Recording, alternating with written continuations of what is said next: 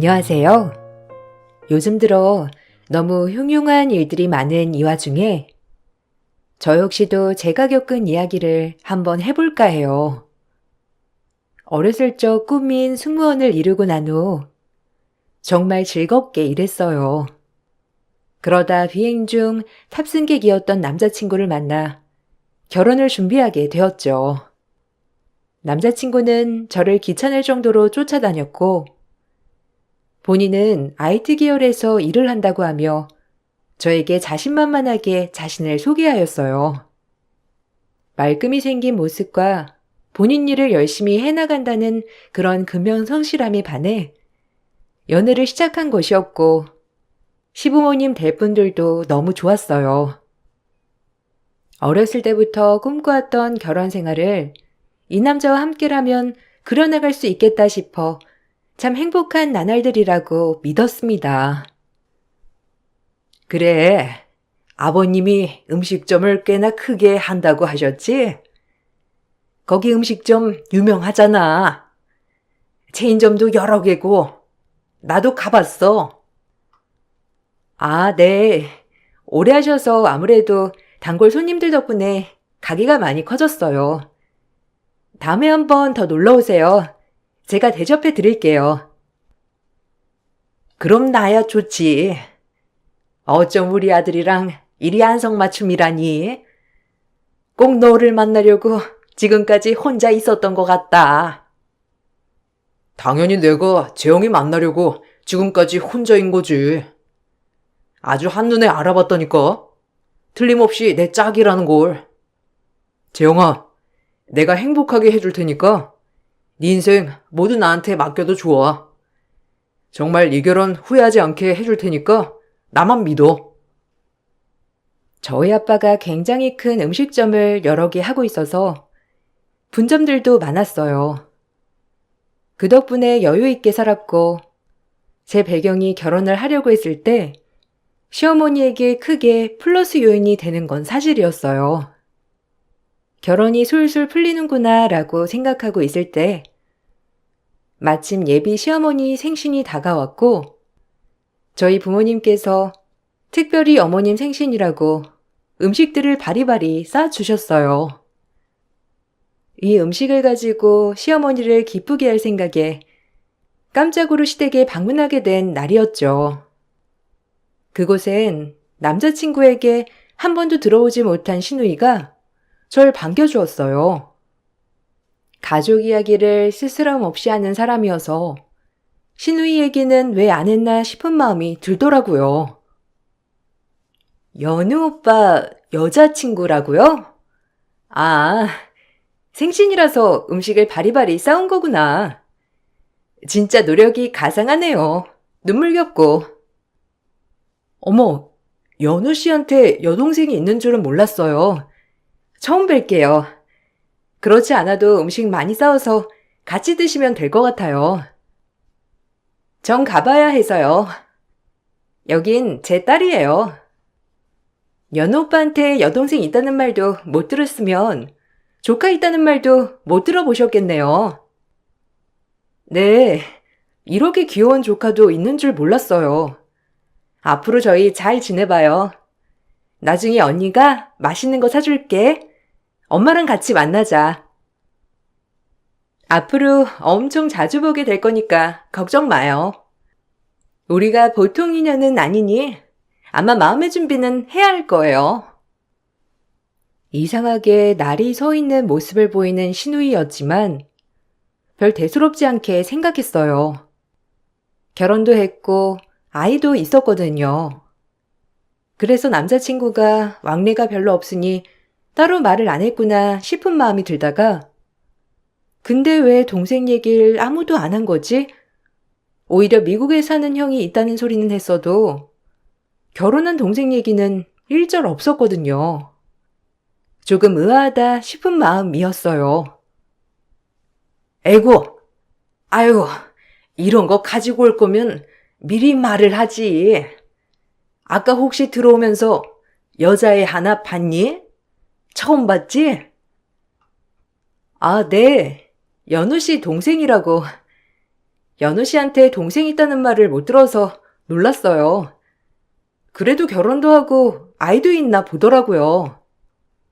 어머님도 말씀 좀 해주시지.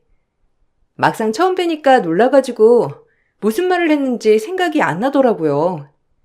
갑자기 여동생이라니. 뭐 결혼도 일찍 하고 그래서 왕래가 그렇게 있진 않거든. 워낙 연우랑 사이도 안 좋기도 하고 그래서 그랬나 보다. 신경 쓰지 말고 어서 와서 먹자.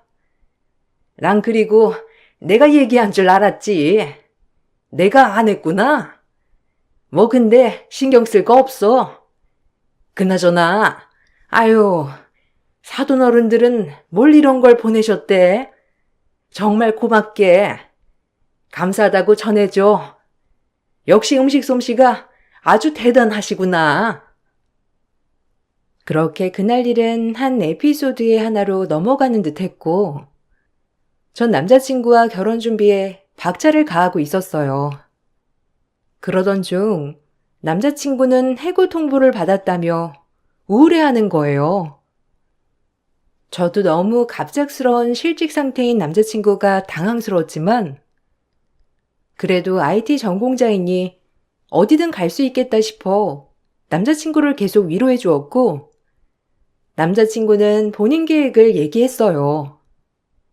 제가 생각했던 방향과는 전혀 다른 방향이었지만, 남자친구는 큰 자신감을 내비치며 본인의 앞날을 예견하더라고요. 이렇게 회사 잘린 김에 창업할까 봐. 어차피 우리 쪽 사람들 창업하는 거 다반사인데 빨리 한다고 생각하지 뭐. 갑작스럽게 창업은 좀 아니지 않을까? 계획에 있던 것도 아니고 조금 더 생각해봐. 아무리 젊은 스타트업들이 많다고 하지만 그만큼 소리소문 없어지는 곳들도 많으니까. 나야 자기 응원하지만 혹시라도 모를 상태를 대비하라는 거야. 원래도 계획에 있긴 했었어. 앞당겨진 것뿐이야. 아무래도 난 창업이 더 잘 맞는 것 같아. 그래서 그런데 내가 모아놓은 돈이 많지가 않아서 혹시 아버님한테 어떻게 부탁해보면 안 될까? 그때 아버님이 힘들면 얘기하라고도 했었고. 뭐? 아빠? 에이, 좀 그렇지. 아빠야 당연히 자기가 얘기하면 도와주려고 하시겠지만 그래도 그건 아닌 것 같아. 차라리 은행 쪽 대출에 대해 알아보는 게 어때? 그래야 자기도 그렇고 아빠도 부담스럽지 않으실 거 아니야. 난 그랬으면 좋겠어. 이제 가족인데 뭐. 요즘 금리가 보통이 아니잖아. 회사가 혹시라도 안 되면 취직을 해서라도 갚을 테니까 말씀 한번 드려줘. 제가 내켜하지 않음에도 남자친구는 아빠에게 한 번만 부탁을 해보면 안 되겠냐고 얘기를 하였고, 전 그렇게 내키지 않는 상태에서 아빠에게 부탁을 하였어요. 당연히 아빠는 제가 결혼할 사람이었고 날짜까지 다 잡아놓은 마당이었기 때문에 흔쾌히 남자친구가 원하는 돈을 빌려주었습니다. 워낙 여유가 있으신 분이긴 했지만 그래도 죄송스러운 마음이 들었어요. 제가 아니었으면 큰 돈을 쓰실 일이 없으실 거니까 말이죠. 하지만 아빠는 좋은 말씀을 해주시며 돈을 해주셨습니다. 그저 딸이 잘 됐으면 하는 바람에서 아빠는 돈을 해주신 거죠. 어찌나 마음이 안 좋던지 이상하게도 그 돈을 받는데 딱히 기쁘진 않았어요. 남자친구가 잘 되는 것도 좋은 일이지만 뭔가 아빠한테 괜한 손을 벌리는 것 같아 미안했거든요. 아빠, 너무 고마워요. 그래도 돈 아마 잘 갚을 거니까 너무 걱정 마. IT 계열이 워낙 취직도 잘 되는 곳이라서 혹시라도 안 되면 취직한다고 하니까 이번 한 번만 아빠가 믿어줘요. 그리고 너무 고마워요. 나 때문에 들어준 거 다 알아. 서서방이 잘 되면 네가 잘 되는 거지 뭐. 괜찮으니까 네가 너무 그렇게 미안해하지 않아도 돼. 어찌됐건 건승하길 바란다. 아무래도 남자라면 다 사업을 하고 싶은 법이지. 그 마음 이해해. 너도 그러니까 안에서 서서방 내조를 잘해야 돼. 그렇게 남자친구는 아빠의 도움으로 회사를 창업했고 결혼을 준비하는 중이었어서 바쁜 나날을 보냈답니다.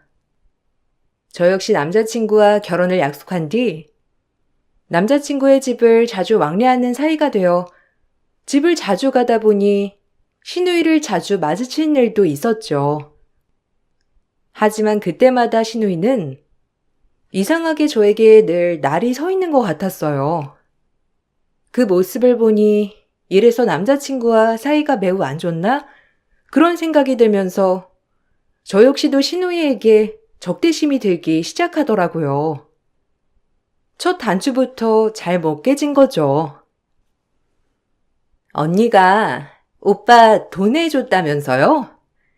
참, 어떻게 그렇게 세상 물정을 몰라도 그렇게 몰라요? 떡하니 큰 돈을 내주고. 네?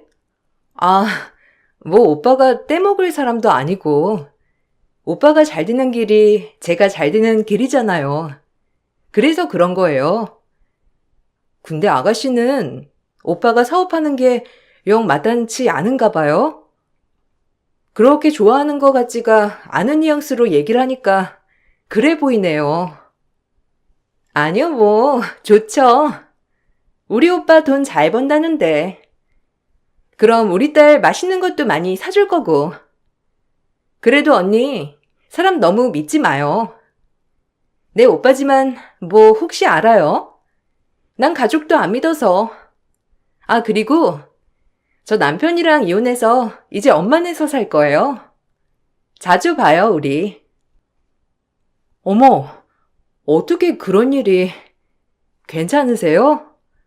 뭐 괜찮아 보이시긴 하는데. 그래도 요즘 세상엔 이혼은 흠이 아니니까요. 그럼요. 뭐 그게 흠인가요? 전 괜찮으니까 신경 쓰지 마세요. 앞으로 종종 부딪혀야 할 것 같아서 말씀드리는 거예요. 갑작스러운 시누이의 이혼 커밍아웃에 놀란 건 사실이었지만 최대한 위로해 주려고 아무렇지 않은 척을 했어요. 그리고 남자친구 집으로 들어온 시누이 때문에 시댁에 갈 때마다 시누이를 자주 만나게 되었죠. 하지만 어딘가 모르게 시누이는 늘 뾰족했어요. 시어머니와도 그렇게 사이가 썩 좋아 보이지 않았고 오히려 시어머니가 딸인데도 불구하고 저에게 더 잘해주는 느낌이었죠. 쟤 너무 신경 쓰지 마. 그냥 없는 사람 취급하면 된다. 우리 집에 아주 골칫덩이야. 아유, 어디 저런 걸. 에이, 너무 그러지 마세요. 아가씨 이혼 본인 잘못도 아니고. 그리고 요새 이혼이 어디 흠인가요? 아가씨 어리고 예쁘니까 충분히 더 좋은 사람 만나서 새 출발할 수 있을 거예요. 그러니까 어머님도 노염 푸시고 잘 대해주세요.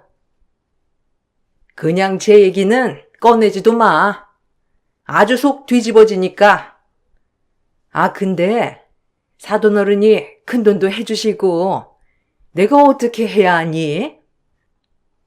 아, 하여간 돈에 환장한 꼴이란. 아마 언니 집 배경 아니었으면 이 집의 명함도 못 내밀었을걸요? 내 말이 맞죠? 뭐야? 이게 어디서 말을 끼어들어? 넌 방으로 썩 들어가.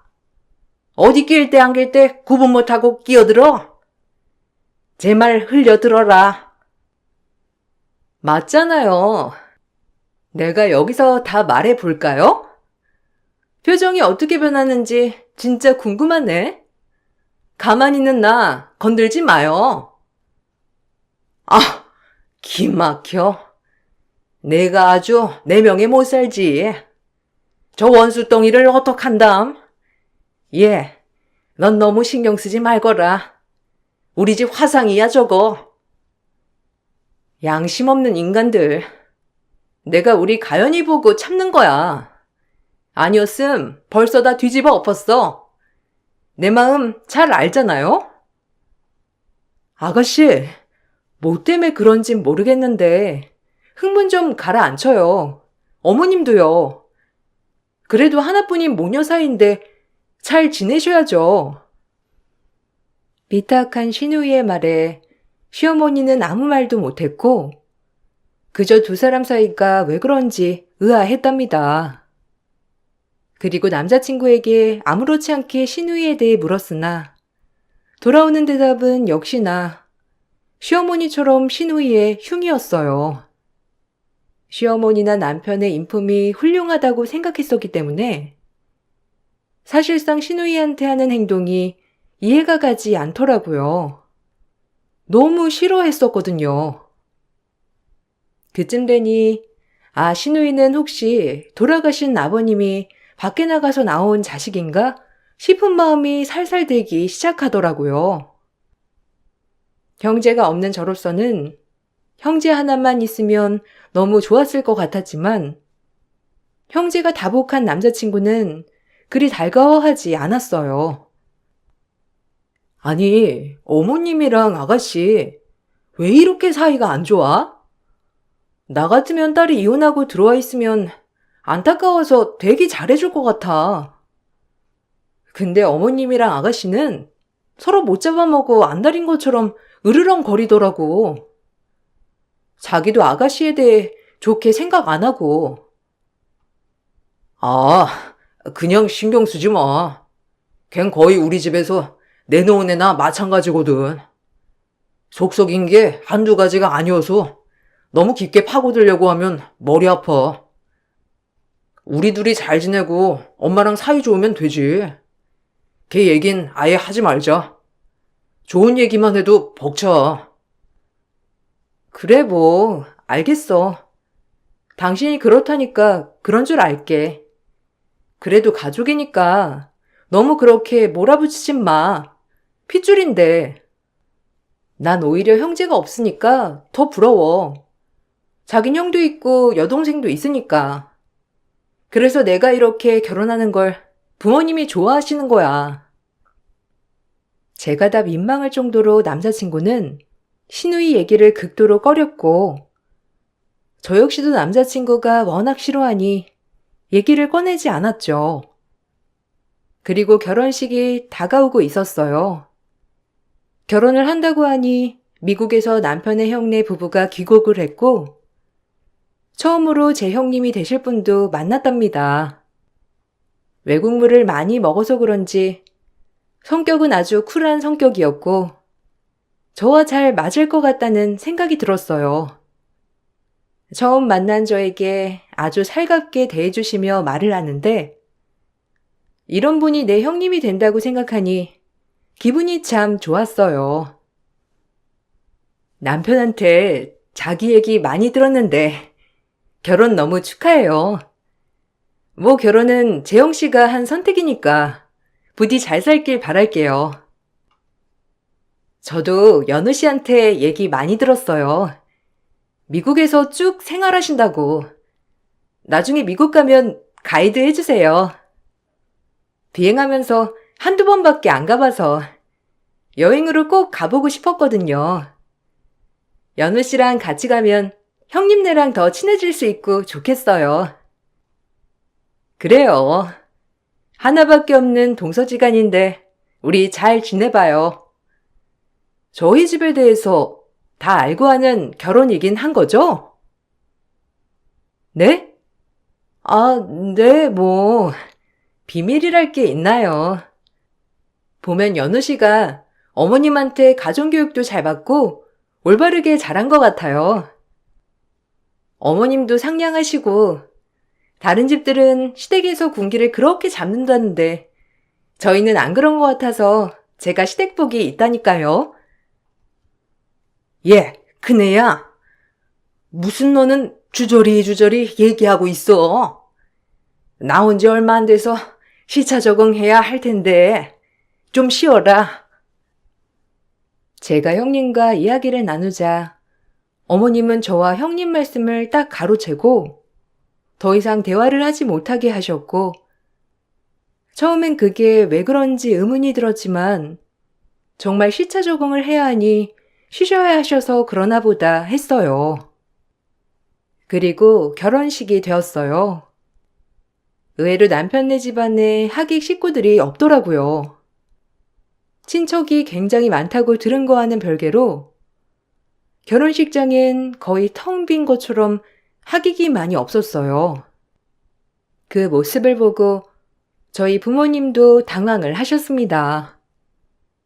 이렇게 하객 없는 결혼식은 처음 본다면서요. 서서방네가 식구들이 많이 없나 보지? 그럼 아예 식구끼리만 단출하게 올릴 걸 그랬다. 너무 기울어져 보여서 서서방네한테 좀 미안하네. 우리도 하객 많이 부르지 말걸. 진작 알았더라면 이런 일은 안 만들었을 텐데 어쩌나. 사돈복이 민망해서. 에이, 그게 왜 우리 때문이야. 연우 씨가 얘기를 좀 해줬으면 조절했을 텐데 아무 말 없어서 어쩔 수 없었지 뭐. 그래. 그건 그렇고 우리 딸 시집 가서 정말 잘 살아. 혹시라도 무슨 일 있으면 바로 아빠한테 연락하고. 서서방이야 그럴 사람은 아니지만 너 속상하게 하거나 그러면 참지 말고 얼른 집으로 달려와. 알겠지? 여기도 네 집이나 마찬가지니까. 걱정 마요. 시어머니나 연우 씨나 그럴 사람들 아니잖아. 나 진짜 가서 잘 살게. 그러니까 걱정 마시고 아빠 늘 건강 챙기셔요. 아빠의 마지막 말이 참 마음을 울렸고 저흰 결혼식을 올리게 되었답니다. 하지만 결혼을 하고 나자 그렇게 사이가 좋지 않다고 했던 시누이는 오히려 남편한테 집착하는 모습을 보였어요. 그리고 그런 시누이에게 남편은 끌려다니는 모습을 보였고 이때부터 이상함을 감지했어야 했는데 그러지 못했어요. 그저 남편의 말을 철석같이 믿은 제 잘못이었던 거죠. 언니네 놀러 와도 되죠? 아, 오빠랑 할 얘기 좀 있는데. 오빠, 나랑 얘기 좀 하자. 오늘끼리 얘기 좀 해야지. 너 여기가 어디라고 와? 그리고 오려면 진작 나랑 상의를 하던가 전화를 해야지. 멋대로 이렇게 찾아올래? 에이, 왜 그래? 동생이 놀러 온 건데. 아가씨, 안으로 들어와요. 진작에 초대를 했어야 했는데 경황이 없어서 미안해요. 그러게요. 예의가 없나? 집들이 먼저 하는 게 정상인데 엎드려 절 받기네요. 오빠, 여기서 얘기할까? 나가서 얘기할래? 아, 자기야. 나 좀 나갔다 올게. 아무래도 동생이 할 말이 있는 것 같은데 밖에서 따로 해야 할 것 같아. 괜찮지? 어? 뭐, 그래. 아니면 추운데 그냥 집에서 해. 난 괜찮으니까. 뭐 가족인데 새삼스럽게. 그냥 편하게 집에서 해요. 그럴까? 오빠, 새언니가 집에서 하라는데 집에서 할까? 오빠 괜찮겠나 몰라? 나야 괜찮은데 어떡할까? 아니야. 일단 나가서 하고 올게. 그리고 집에 와서 천천히 얘기해 줄게. 자기는 내일 비행도 나가야 하니까 푹 쉬어. 새언니 눈치 엄청 많이 보네요, 우리 오빠가. 혹시 우리 오빠한테 뭐 눈치 주거나 하는 건 아니죠? 그럼 곤란한데? 네? 에이, 전혀 아니죠. 제 눈치 볼 게 뭐가 있어요. 아가씨도 종종 저희 집에 놀러 오세요. 전 언제나 환영이니까. 긋고 밖에서 얘기하겠다는 남편은 제가 다음날 새벽에 출근을 한다고 하니 절 배려해서 그러는 거라고 하더라고요. 원래가 예의도 바르고 배려심이 많은 사람이니 그러려니 생각하기로 했어요. 하지만 비행을 가서도 계속 찜찜한 마음은 계속해서 들었고 역시 여자의 촉은 틀리지 않았다는 것을 반증하듯 역시나 저에게 폭풍 같은 일이 다가오고 있었어요. 결혼한 지 3개월째, 결혼 후 첫 명절을 맞아 시댁애가 이것저것 준비를 하고 명절상에 둘러앉아 있는데 큰 형님이 제 옆으로 와서 앉으시며 시댁의 비밀을 내 귀에만 속삭이더라고요. 그리고 큰 형님은 의미심장한 얘기를 하였어요. 동서, 지금이야. 당장 이 집에서 나가. 내가 이거 보여줄 테니까 잘 판단해. 동서가 안타까워서 그런 거니까. 그냥 참아보려 했는데 도저히 안 되겠어. 그러니까 이거 보고 얼른 사리분별 잘했으면 해. 동서는 현명한 사람이니까. 그러면서 음소거 된 영상을 틀고 보여주시는데 그 영상을 본 순간 무슨 정신이었는지 그 즉시 자리에서 일어나 맨발로 경찰서로 달렸습니다. 울면서 정신이 나간 사람처럼 경찰서에 도착했고 전 그 즉시 남편을 혼인 빙자로 고소하였어요. 사실 형님이 보여주신 동영상엔 남편의 옛날 결혼 동영상이었고 그 상대편은 다름 아닌 남편이 그렇게도 욕하던 시누이였어요. 매번 시누이를 볼 때마다 찜찜했던 게 이런 것 때문이었고 남편을 고소하고 나서야 전 자초지종을 들을 수 있었어요. 내가 이거 말할까 말까 했는데 재용 씨는 모르는 것 같아서 말하는 거야. 처음엔 재용 씨가 다 알고 하는 결혼인 줄 알았어. 아무리 그래도 속이고 결혼하는 건 아니잖아.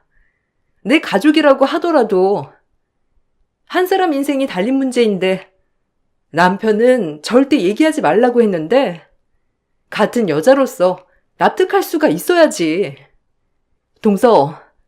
동서가 시누이라고 철석같이 믿고 있는 여자 사실 내 전 동서고 서방님 전 와이프야. 따로 혼인신고는 하지 않고 애만 낳고 살았는데 둘 다 씀씀이가 크잖아. 그래서 경제적 사정 때문에 사내 안 사내 하다가 동서를 만난 것 같아. 동서네가 아무래도 경제적으로 여유도 있고 사업 자금도 대줬다며. 뭐 전동서한테 듣기로는 사업 자금만 받고 나면 동서랑 헤어지고 다시 전 동서랑 합치기로 했다는데 그게 말이 돼? 진짜 둘 다 양심이 있어야지. 아무리 내가 그 집 가족이라도 이런 건 못 참지. 말도 안 돼. 어떻게 이런 일을 벌일 수 있어요? 형님 아니었음 저 돈만 뜯기고 이혼녀 될 뻔한 거네요? 기막혀. 형님 빼고 모든 게 다 짜고 치는 고스톱이었다니. 세상에, 그 신우라고 한 사람이 연우 씨 와이프였다니. 진짜 이것들을 그냥. 그러니까 말이야. 내가 미국에서 돌아오면서 사실 이 얘기를 들은 거거든. 근데 진짜 참고 가만히 있을 수가 있어야지. 전 형님에게 모든 자초지종을 듣고 드디어 그 집을 끝장낼 준비를 했습니다. 형님에게 입수한 남편의 전 결혼식 동영상과 저희 아빠에게 빌려간 자금 모든 걸 통틀어 소송을 시작했어요. 하지만 남편의 행동이 정말 주먹을 부르더라고요. 어차피 걔랑은 끝낸 거야. 내가 널 선택한 거라고. 진짜 말 못해서 미안해. 언젠가 하려고 했는데 네가 날 떠날까봐 말하지 못했어. 네가 봤듯이 걔 엄청 끈질겨 보이잖아. 내가 본인한테 돌아갈 줄 알고 우리 엄마 집에서도 안 나갔다니까. 애 앞세워서 계속 내 주위를 맴돈 거라고. 난 너밖에 없는 거 알잖아. 저 단추가 잘못 깨졌더라도 나 용서해주면 안 될까? 말이 되는 소리를 해라. 감히 날 능멸하고 네가 용서받길 바래? 돈 당장 토해내고 네 집안 다 가만 안 둘 거야. 어디 끝까지 가보자. 예, 네가 용서 좀 해줘. 어디 저런 거랑 너랑 같은 급으로 보이니? 쟨 진작 연우가 끝냈어. 내 며느린 너 하나뿐이란 말이야. 당신들은 날 속였어. 그리고 그것도 모자라 전 와이프를 여동생이라고 속이고 집에 들어앉혀? 진짜 머리가 잘못돼도 단단히 잘못된 거지. 다들 제정신이 아니라고. 내가 이걸 알고 그냥 순순히 물러날 것 같았다면 큰 오산이야. 어디 한번 싸워보자고. 전 시어머니와 남편의 헛소리를 듣고 웃음이 나왔고, 마침 그 옆에 음식물 쓰레기통이 있길래 그 음식물 쓰레기를 시어머니와 남편 면상에 부어버렸어요. 그리고 그럼에도 화가 안 풀려 가장 냄새가 심한 식초까지 열어 콸콸 부어버렸답니다. 마음 같아선 있는 힘껏 무력을 쓰고 싶었지만 둘 다 그지꼴이 되어 소리를 지르는 모습을 보니 그나마 조금 마음이 녹더라고요. 어머머머, 이게 뭐야? 너 제정신이니? 아우, 냄새. 아니, 얘가 왜 이렇게 우악스러워? 너 원래 이런 애였어? 그래, 원래 이런 애다. 어쩔래? 마음 같았으면 아줌마 머리털 나만 하지 않았어. 알아? 당신도 마찬가지고. 이렇게 쓰레기로 끝나는 게 다행인 줄 알아. 나머진 법적으로 해보자고. 선처 합의 절대 없어. 당신들 가만 안 둬. 위자료 두둑히 준비해놔. 오해라니까. 진짜 내 말 좀 들어봐. 각오 없는 사람이 어디 있겠어. 그냥 한 번만 눈 감아주면 안 될까? 부탁할게. 눈 감긴 뭘 눈 감아. 애 딸린 유부남 주제에 감히 날 넘봐? 사실혼도 혼인 관계인 거 모르니? 넌 내가 가만 안 놔둘 거야. 그리하여 전 법적 싸움을 이어갔고, 혼인한 지 얼마 되지 않았던 시점이었으므로 혼인 무효 소송과 함께 시어머니와 남편 그리고 전 와이프에게 위자료 청구 소송을 이어갔어요. 또한 형님은 정말 정의롭게도 법정에서 증언을 해주셨고, 저에게 돈을 뜯어 사업을 한 뒤 전 와이프와 합치겠다는 증거까지 형님이 싹 다 증언해 주었습니다. 그로 인해 사기죄도 추가가 되었어요. 형님이 말하길 미국에 들어가기 전까지 전 동서 때문에 스트레스가 이만저만이 아니었다고 하더라고요. 뭐 어머님이랑 서방님이 날 원망하겠지만 그러던가 말던가야. 정말 전 동서 때문에 스트레스가 이만저만 아니었거든. 사정상 애를 가지지 못하는 나한테 얼마나 애 가지고 스트레스를 주는지 아마 나님이 아닌 사람들은 이 마음 모를 거야. 벌 받은 거지. 난 내 결정 후회 안 해. 그 집에서 비난을 받더라도 내 소신 지킬 거야. 그리고 전 동서한테 통쾌하게 복수해 줄 거야. 형님, 감사해요. 우리가 형님 동서로 만나지 않았다면 좋은 언니 동생으로 지낼 수 있었을 텐데 정말 감사합니다. 내가 미안하지. 진작 말해줘야 했는데 난 자기가 다 아는 줄 알았고, 시어머니가 자기랑 대화만 할라치면 단절시켰잖아. 그 사실 알자마자 진짜 이건 아니다 싶었어. 그래서 늦게나마 용기를 낸 거야. 전동서 꼬락서니도 보기 싫고, 아마 증거나 정황이 확실하니까 조금만 힘내면 동서가 이길 거야. 형님의 증언과 저희 아빠가 송금해준 돈이 증거로 제출되어 남편 가족은 저에게 위자료를 주어야 했습니다. 그리고 혼인 무효 소송은 굉장히 시간이 오래 걸렸어요. 결혼 생활은 정말 짧았지만 요즘엔 혼인 무효 소송 자체가 힘들다고 변호사님이 얘기해 주셨긴 했거든요. 그럼에도 불구하고 끈질기게 싸운 결과 전 무효 판결을 얻어내었고 막대한 위자료를 받을 수 있었어요. 시댁은 여유 있는 형편이 아니었기 때문에 위자료에 대해서 길길이 날뛰었고 그 모습을 보고 있으니 한편으론 고소했어요. 우리가 돈이 어딨니? 혼인무효만 됐으면 됐지. 그걸 꼭 우리한테 뜯어내야겠어. 막말로 네가 손해본 게 뭐야? 이 아줌마가 또 음식물 쓰레기를 투척 당해봐야 정신을 차리지?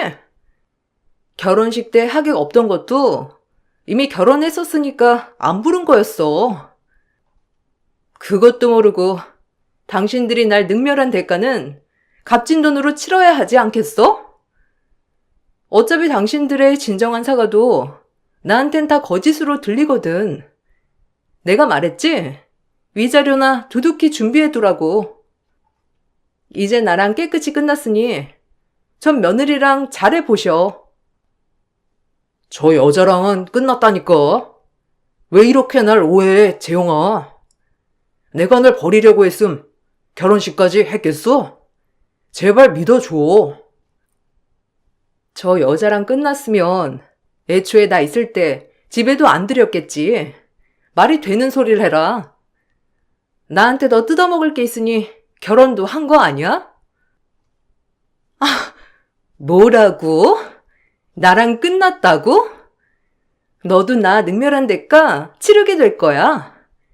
우리도 끝내자. 나도 너랑 어머니 다 용서 못해. 이게 어디서 낄 때 안 낄 때 구분 못해? 너 때문에 일이 이렇게 된 거 아니야? 네가 잠자코 기다렸으면 이랬겠냐? 어떻게 얘가 성격이 급해서 일을 이렇게 망쳐?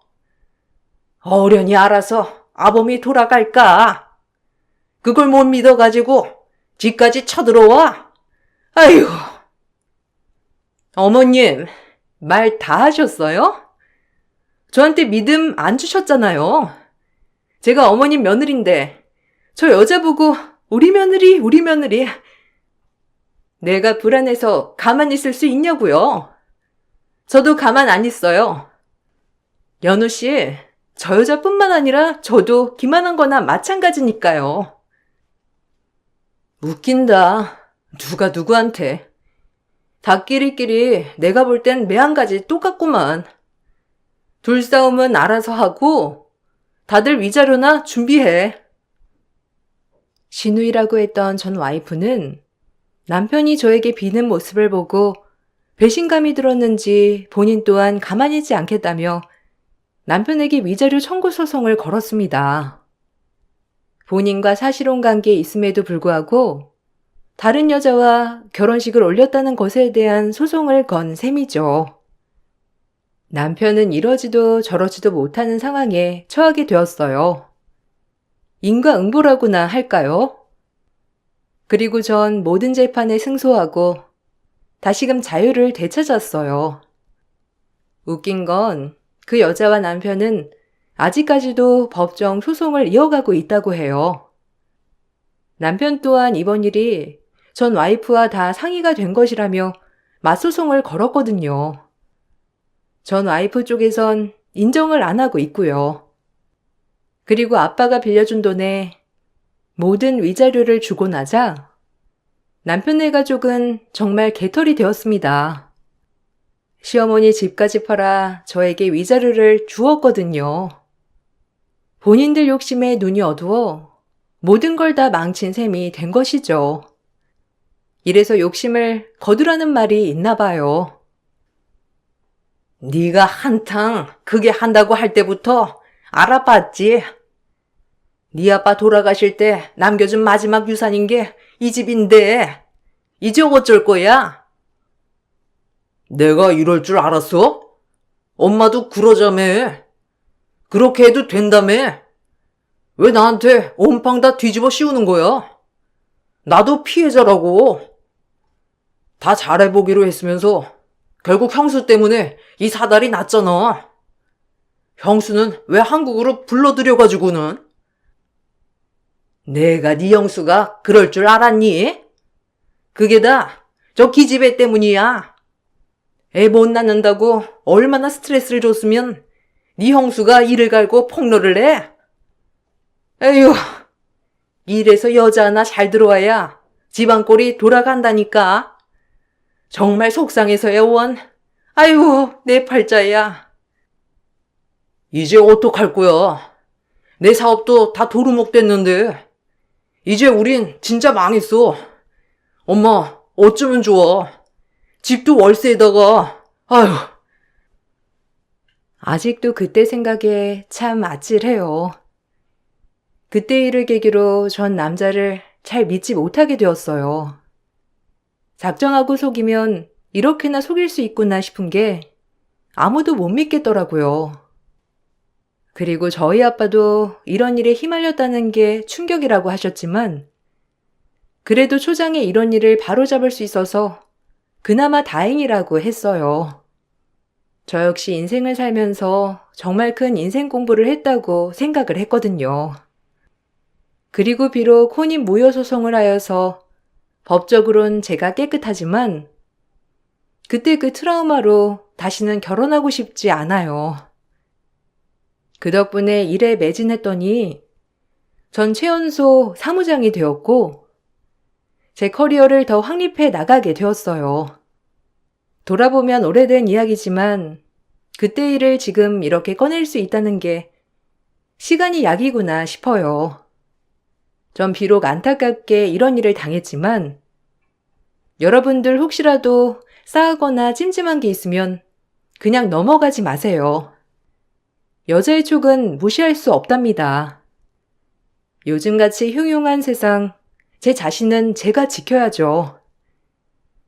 여러분, 감기 조심하시고 제 글 경청해 주셔서 감사합니다. 안녕하세요. 저는 용인에 살고 있는 40대 초반 여자입니다. 얼마 전에 해외 파견을 1년간 떠나게 된 남편을 배웅해주고 집으로 돌아오는데 시모가 살던 집 앞을 스쳐 지나가면서 시모가 저에게 했었던 충격적인 일들이 떠올라 집에 들어오자마자 사연을 신청하게 되었습니다. 현재 저희 부부가 겪은 상황에 대해 어떻게 받아들여야 할지 모르겠어요. 시모가 너무 급격하게 변해버렸거든요. 시댁 집안의 며느리로 들어와 살게 된 지 10년의 세월이 흐르는 동안 큰 문제는 없었어요. 시모는 저희 엄마처럼 저를 친딸처럼 대해주셨고 행복한 며느리로 살아왔었죠. 제가 남편과 결혼했을 당시 시모 곁에는 시부가 계시지 않았었어요. 예전에 먼저 세상을 떠나셔서 남편이 집안의 가장 역할을 해왔었죠. 그래서 결혼할 당시 시부의 빈자리를 어떻게 채워드려야 할지 고민을 하다가 틈나는 대로 시모가 외로움을 느끼지 못하게 자주 찾아뵙는 게 좋은 선택인 것 같아 저희 부부는 시간만 되면 시모와 함께 시간을 보내드렸었죠. 그렇게 살아온 세월이 10년이었고 제가 시모에게 신경을 쓰는 만큼 저에게도 정말 잘해 주셨어요. 그렇게 별일 없이 잘 지내고 있었고 앞으로도 큰 문제는 없을 것 같았어요. 하지만 저희 부부에게 생각지도 못한 일들이 조금씩 나타나기 시작하더니 시모는 10년 동안 저에게 한 번도 보여준 적 없었던 모습으로 저를 당황스럽게 만들었습니다. 이상하다는 느낌을 받았던 건 매달 월초에 시모에게 한 달 생활비를 드리는데 다 쓰시지 못하고 항상 남은 용돈을 저축하셨어요. 저희 부부는 부족하시다는 느낌을 받지 않게 어느 정도 여유 있게 용돈을 드렸었죠. 그런데 어느 날 시모가 아침 일찍 저희 집에 잠깐 들리시겠다고 하시길래 아침 식사를 하러 오시는 줄 알고 음식 준비를 한 다음 기다리고 있었죠. 그렇게 잠시 뒤 시모가 저희 집에 도착을 하셨는지 초인종을 누르시길래 서둘러 문을 열어드리면서 아침 인사를 드렸는데 들어오시지 않고 손을 내밀으셨어요. 저는 무엇을 원하시는지 이해를 못해서 뭐가 필요하시냐고 여쭤보게 되었죠. 아침 식사는 필요 없고, 나 돈 좀 줄 수 있니? 오늘은 한 50만 원만 주면 될 것 같은데. 내가 급하게 돈을 좀 쓸 때가 있거든. 자세하게 물어보지는 말고. 네? 50만 원이요? 어디에 사용하시는지 제가 알면 안 되는 거예요? 그이한테도 설명을 해줘야 되는데 어머님이 나중에 말씀하시겠어요? 그래, 내가 나중에 아들한테 얘기할 테니까 조금만 서둘러주면 좋을 것 같은데. 약속에 늦으면 안 되거든. 다른 사람들은 벌써 다 준비가 끝났다. 시모가 하시는 말을 대충 들어보니 어떤 모임에 참석한 것 같아 보였어요. 연세가 들수록 사람들과 섞이고 싶어 한다는 말을 어디에서 들은 적이 있어서 시모도 동호회 같은 곳에 가입을 하신 듯 보였습니다. 지갑을 확인해 보니 딱 50만 원이 현금으로 있더라고요. 그래서 시모에게 현금을 꺼내 드렸고 시모는 제 손에 들고 있던 50만 원의 현금을 급하게 가져가셨어요. 뒤도 안 돌아보고 뛰어가시는 모습을 보는데 얼굴에 생기가 가득해 보였습니다.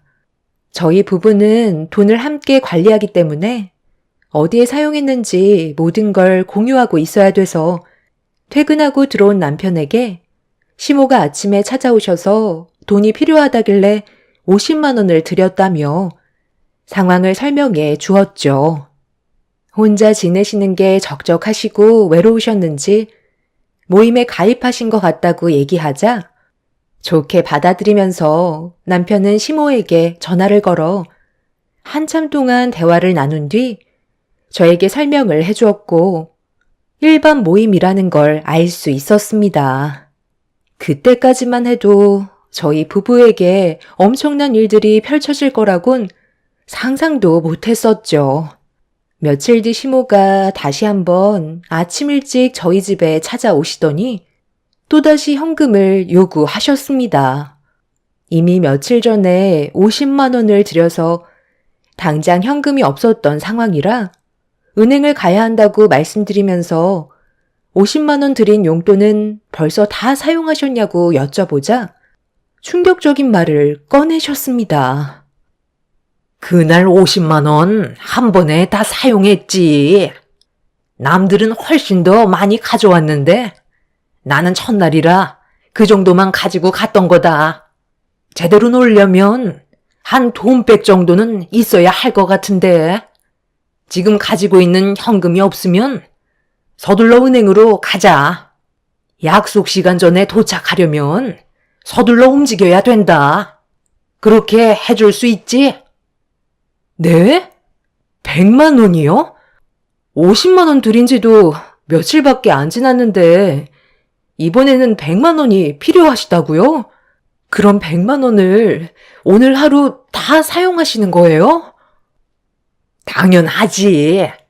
버스 늦기 전에 타야 된다니까. 아들한테는 내가 전화해서 설명하면 되니까. 일단 은행부터 가는 걸로 하자. 이러다 정말 늦겠다. 시모는 저에게 또다시 돈을 요구하셨고 당황스러워하는 저를 보며 재촉하시면서 팔을 잡아 끄셨습니다. 돈을 드리는 건 문제가 안 되지만 어떤 모임이고 하루에 100만 원을 사용할 만큼 가치가 있는 건지 제가 알아야 했어요.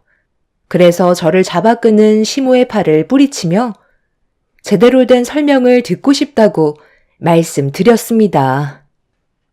너, 갑자기 이게 무슨 태도니? 시간 없다고 얘기했는데 은행에 가지 않을 거야? 이러다 버스 놓치면 네가 책임질 거야? 빨리 나가자니까.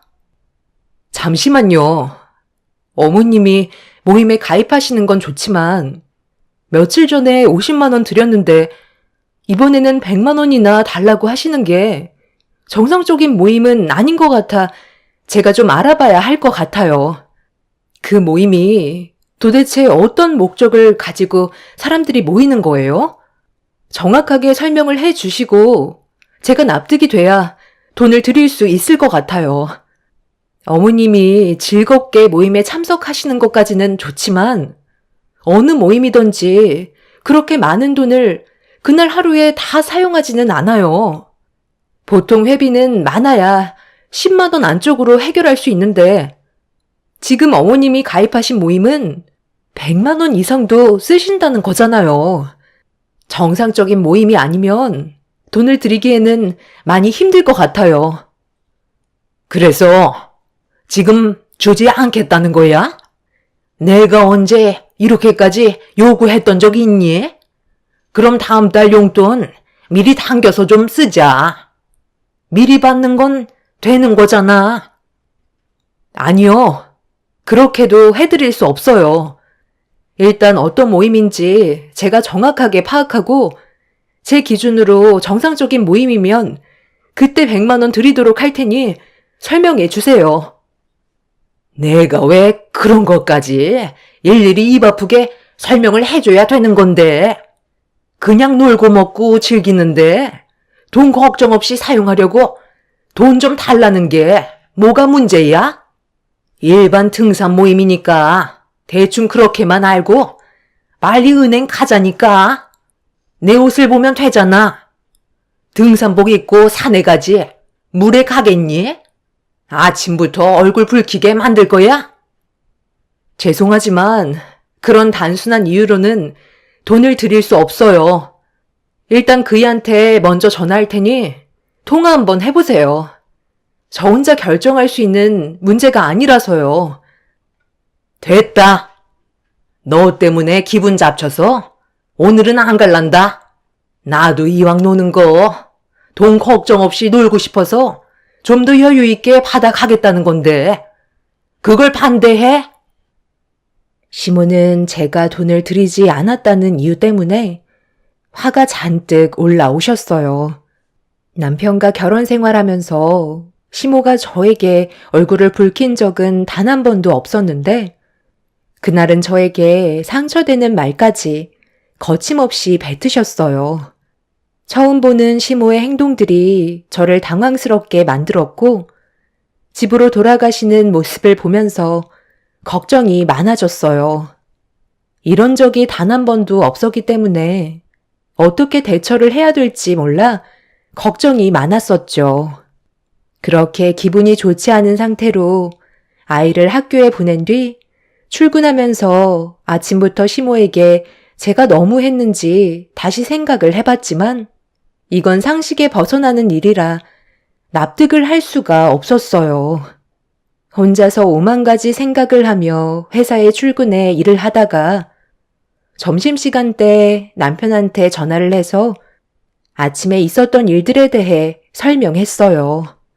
예상했던 대로 제가 이상한 게 아니었죠.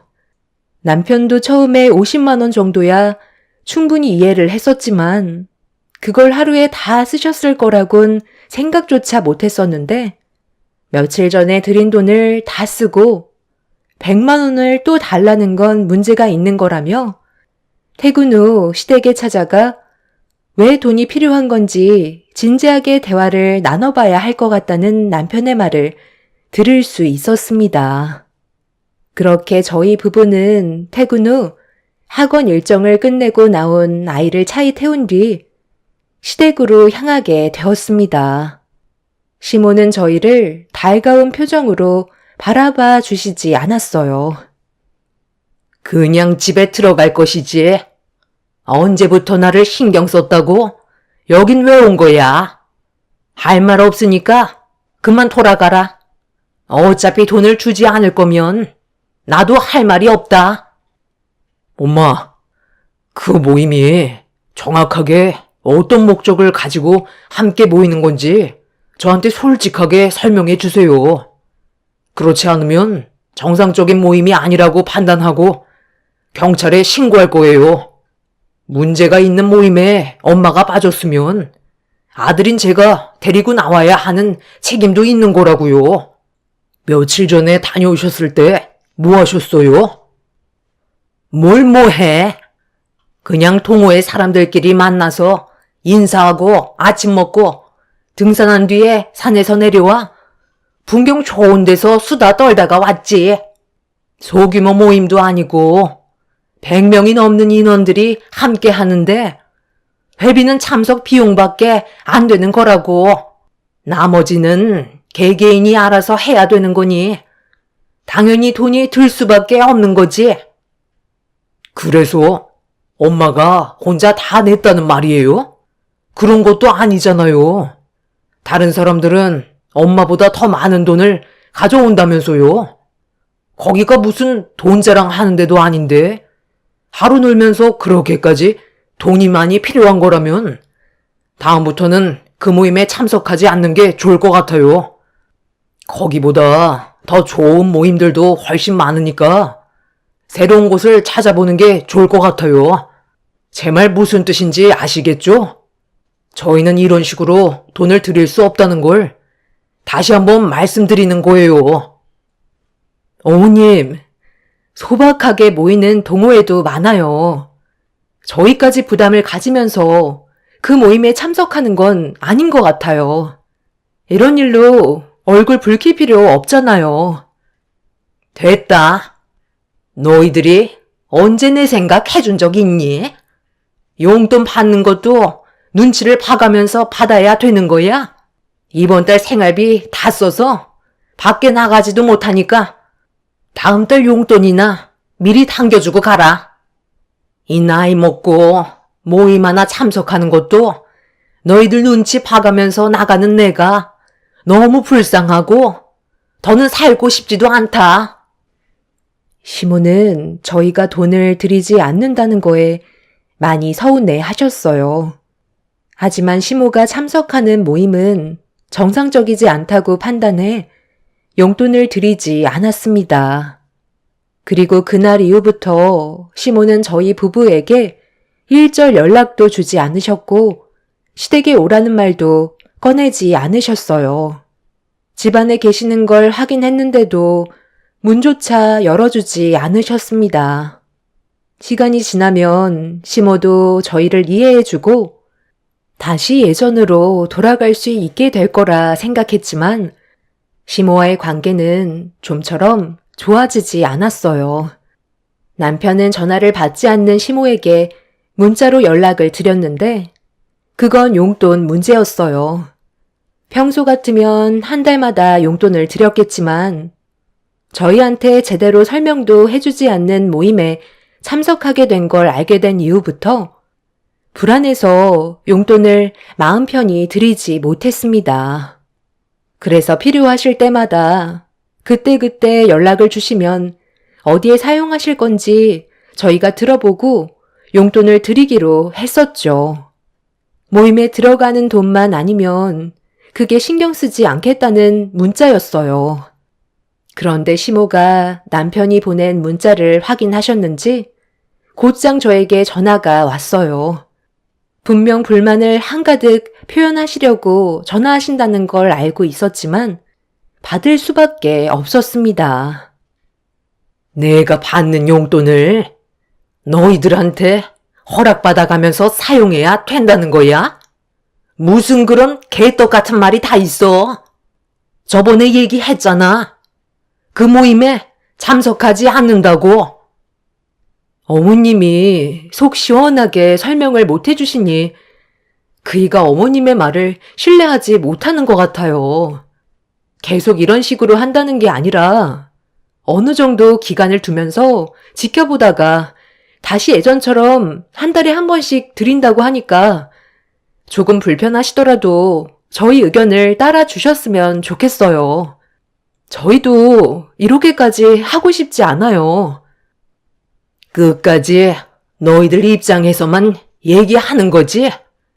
내 화가 머리끝까지 올라오는 걸 봐야 다시 예전으로 되돌려 놓을 거니?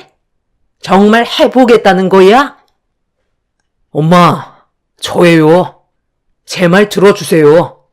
엄마한테 들어가는 한 달 용돈이 얼마예요? 400만 원 정도 되잖아요. 남들 밖에서 한 달 힘들게 일해야 받는 월급을 엄마는 걱정 없이 용돈으로 쓰고 계시잖아요. 그런데 이번 달 초에 용돈을 드렸는데 유나 엄마한테 또 50만 원 받아 가셨죠? 그리고 며칠 뒤에 또다시 100만 원 받아 가시려는데 저희가 기분이 어떻겠어요? 엄마만 용돈 드리는 것도 아니고 처가에도 들어간다고요.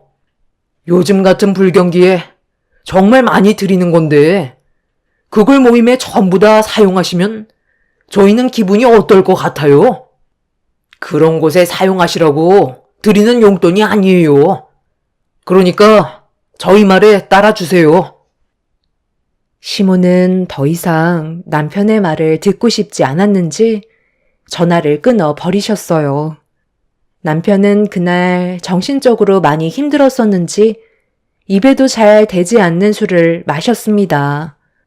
그렇게 시모는 저희 부부에게 연락 한 통 하지 않으시다가 남편이 한동안 해외 파견을 나가야 된다며 가기 전에 얼굴 보며 식사라도 한 끼 하고 싶어 했지만 시모는 끝까지 얼굴을 보여주지 않았습니다. 결국 남편은 다음날 해외 파견을 나가야만 했었죠. 남편은 모 대기업에서 엔지니어로 일을 하고 있어요. 그러다 보니 해외에도 자주 다녀오는데 이번에는 1년 동안 장기로 해외 파견을 가야 했기 때문에 저도 걱정이 상당히 많았었죠.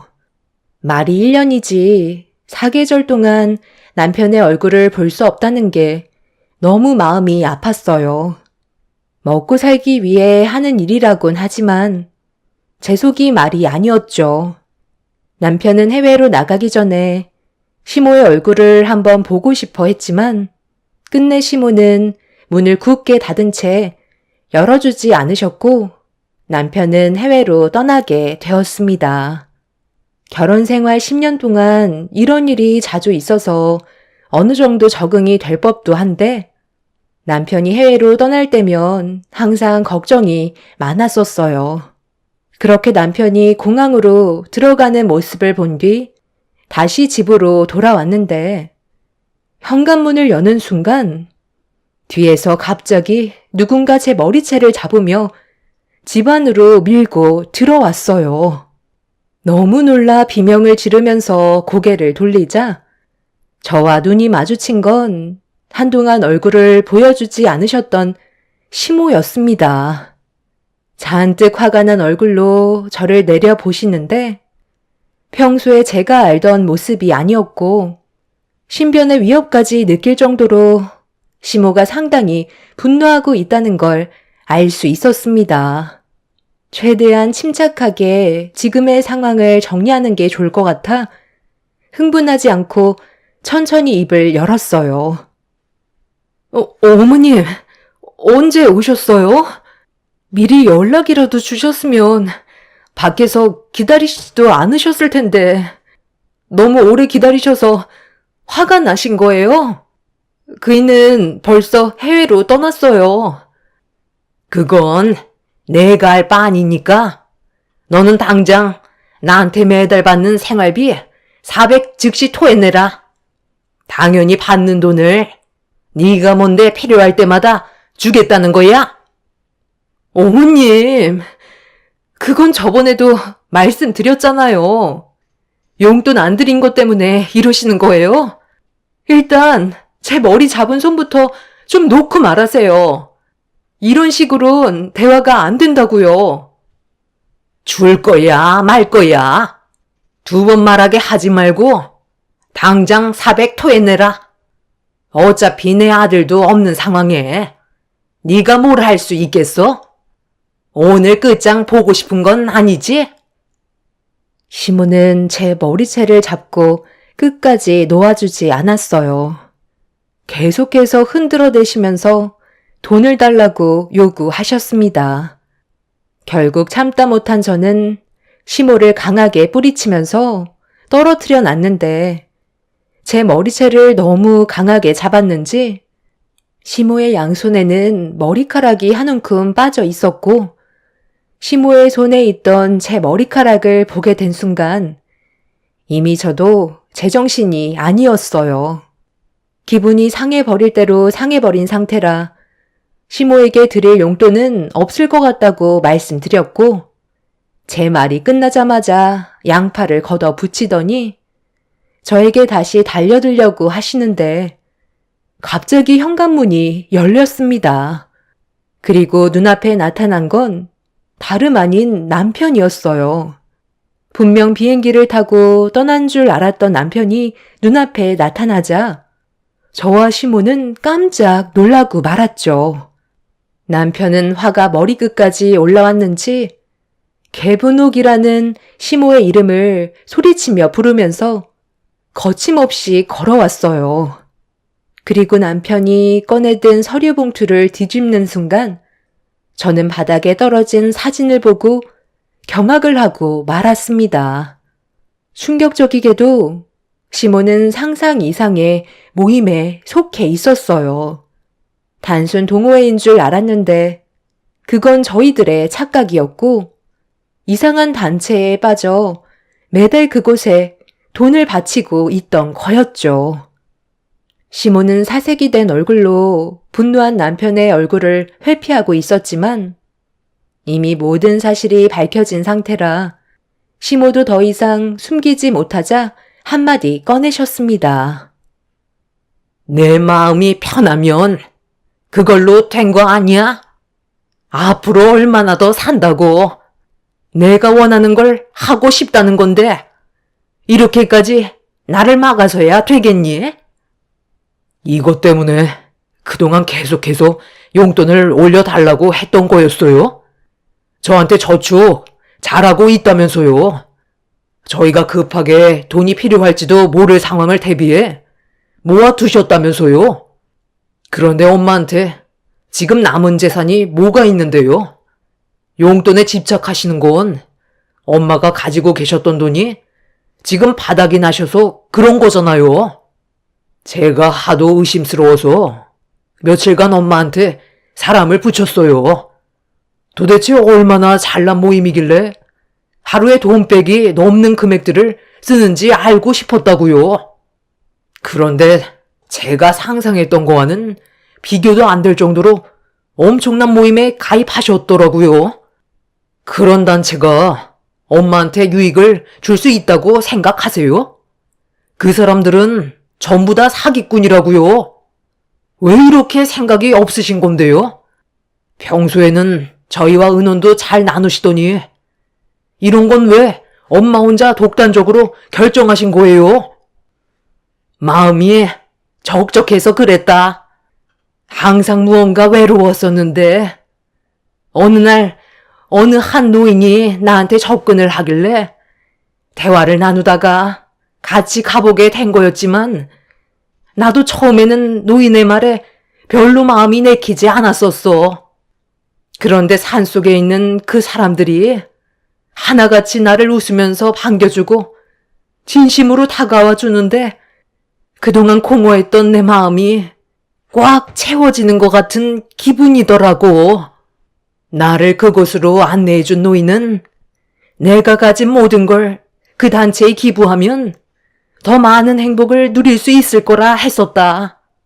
그래서 처음에는 적은 금액으로 시작했었지만 더 많은 행복과 그 사람들의 관심을 받기 위해 돈을 더 많이 내다 보니 어느새 내가 가지고 있던 재산은 그 단체에 전부 바친 상황이었어.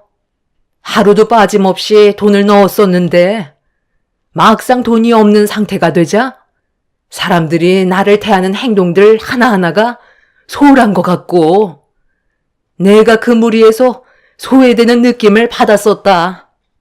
나는 그 사람들 사이에 소속이 되고 싶었어. 내 마음을 채워줄 수 있는 곳은 그곳밖에 없는데 그 사람들이 나한테서 등 돌리는 걸 원하지 않았었다. 그래서 며느리 너한테 50만 원을 달라고 했던 거고 다시 단체로 들어가 그 50만 원을 기부했지만 평소에 넣었던 금액보다 적어서 그랬는지 내가 느끼는 행복감은 현저하게 떨어졌었어. 그래서 100만 원을 달라고 했던 거다.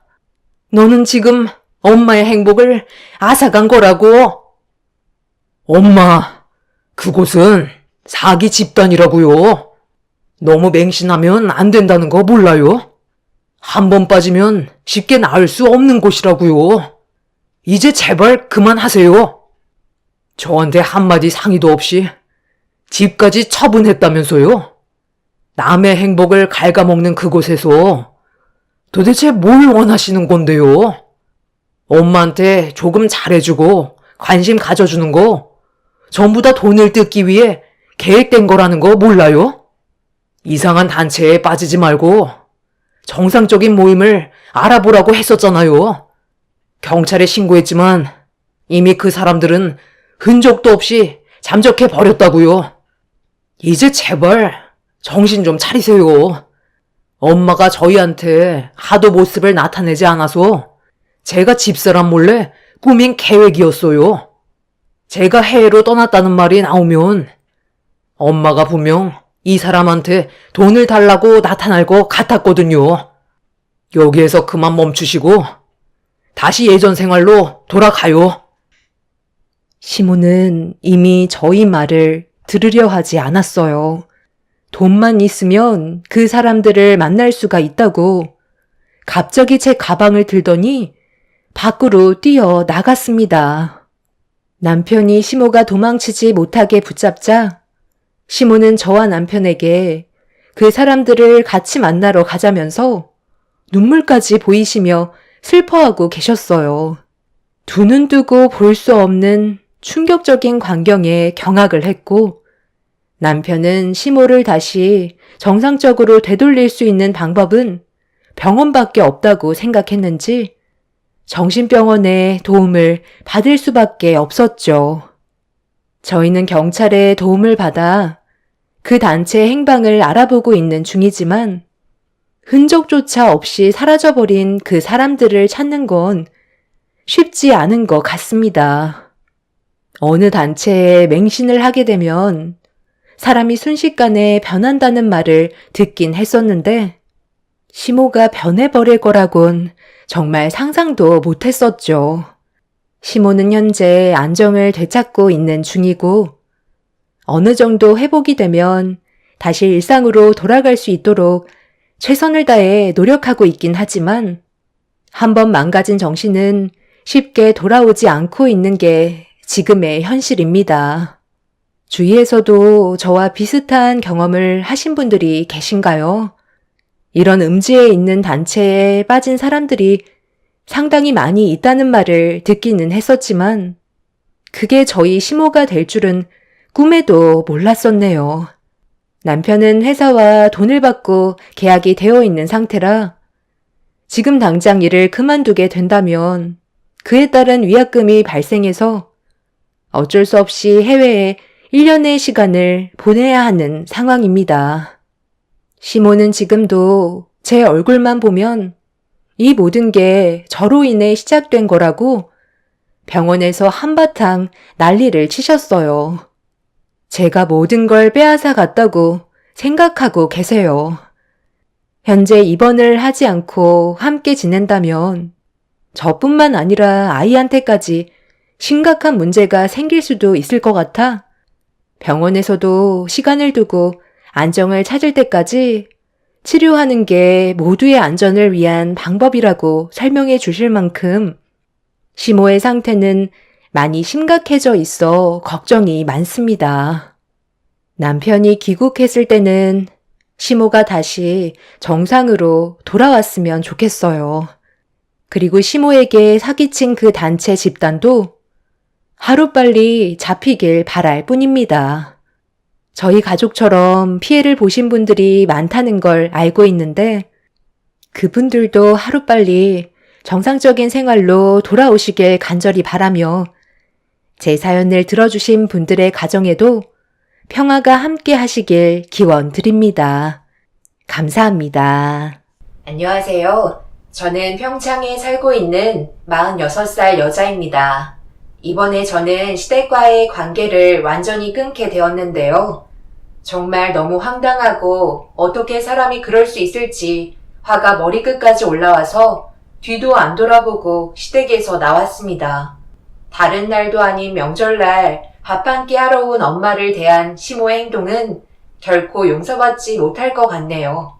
남편과 결혼한 지는 올해로 16년이 되었습니다.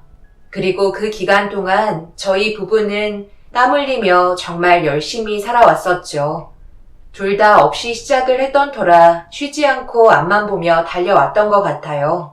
그리고 그 사이 딸 하나 낳아서 엄마의 도움을 받아 맞벌이 하는데 어려움 없이 지속해 올 수 있었습니다. 저희가 앞으로 생활하는데 큰 문제 없이 잘 지낼 수 있도록 뒤에서 언제나 아낌없이 챙겨주시던 엄마에게 남편도 항상 감사해하며 사이로서 더 잘하려고 노력해오는 모습을 보면서 이런 게 가족이라는 걸 느낄 수 있었습니다. 하지만 시댁에서의 대우는 저희 집안과는 전혀 달랐어요. 제가 노력한 세월만큼 시부모님께서도 알아주시길 바랬지만 처음 결혼했을 때나 손주를 안겨드렸을 때나 항상 얼굴에는 심술과 불만이 가득했어요. 그리고 그 이유를 듣게 된 이후부터 시부모님을 대하는 제 마음은 완전히 닫히게 되었고 오랜 시댁 세월만큼 마음의 골이 깊어진 저와 남편은 더는 두고 볼 수 없었습니다. 어떻게 형이랑 똑같은 대우를 해주길 원하시는 거예요? 금전적으로 벌어들이는 수익 자체가 다른데 한 달에 얼마를 달라고요? 왜? 내가 당연한 걸 요구하는 건데 받으면 안 되는 이유라도 있는 거야? 너희들이 벌어들이는 월급의 일부분을 생활비로 주고 있지만 너희 아빠랑 내가 사용하기에는 턱없이 모자라서 좀 더 달라는 게 잘못된 거니? 둘이서 벌 만큼 벌고 있잖아. 형이 주는 생활비로도 충분한데 저희까지 같이 드리고 있으면 솔직히 광고 아닌가요? 뭐든지 적당히 하셔야죠. 그래서 주기 싫다는 거야? 네가 지금 이렇게 사지멀쩡하게 잘 클 수 있었던 게 누구 덕이야? 감사한 줄 알면 그만한 대우를 해달라는 건데 적당히 하라고. 너희 큰형은 군말 없이 생활비도 올려주고 큰며느리가 용돈도 개인적으로 따로 챙겨주는데 너는 나한테 한다는 소리가 고작 적당히 하라는 거야? 이런 것도 전부 다 작은 애가 시킨 거지? 네가 나한테 이럴 순 없다. 제가 하고 싶은 말을 한 것뿐이에요. 이 사람이랑 결혼하고부터 한 번도 살갑게 대해주신 적은 없으셨으면서 돈은 바라고 싶으세요? 엄마가 저희한테 대우를 받지 못하는 게 뭔 줄 아세요? 장모님은 저희를 도와주기 위해서 살고 계시던 집을 처분하시고 지금까지 옆에서 손주 돌봐주고 계세요.